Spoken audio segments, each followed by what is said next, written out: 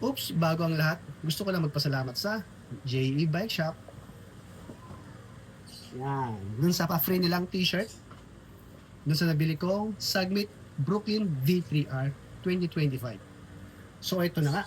What's up mga kapagulong? Sa video to, gusto ko lang ipakita sa inyo yung bago kong frame na nabili. Dun nga sa JE Bike Shop. So ito yun, ipapakita ko na.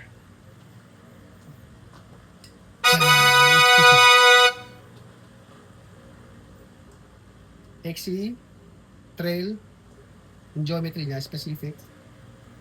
Ganda, di ba? Nagustuhan ko siya kasi yung kulay. Gusto ko talaga ng red and white. Napakalinis siyang tingnan. And ito ay gawa sa 6069 aluminum alloy.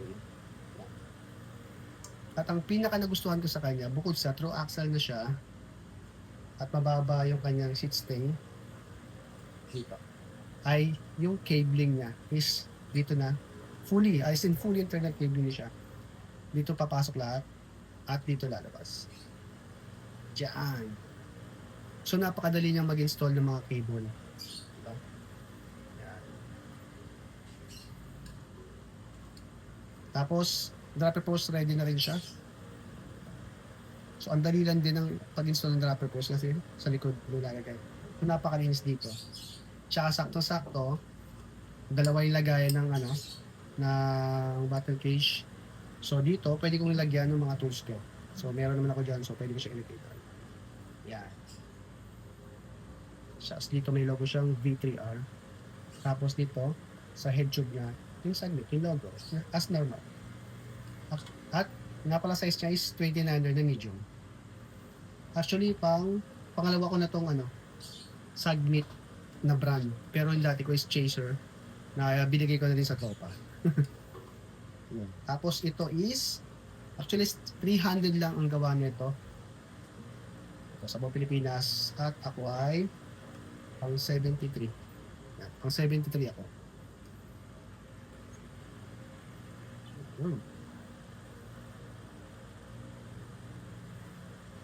Tapered head tube nga pala.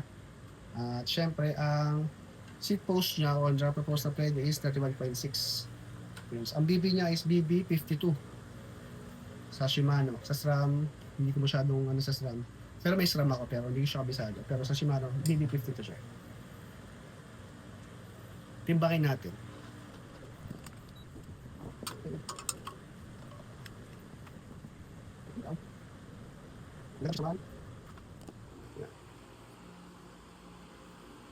Lalaro siya between 180 to 190 may. 184, 185, ganyan. Yan.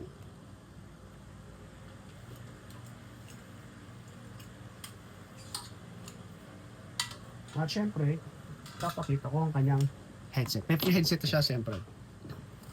Ito, syempre kasama na yun. Pakita natin kung gaano kaganda, halatang matibay. Yan. Ang pangalan ng headset is Neko. Neko. Diba? Neko. Yan.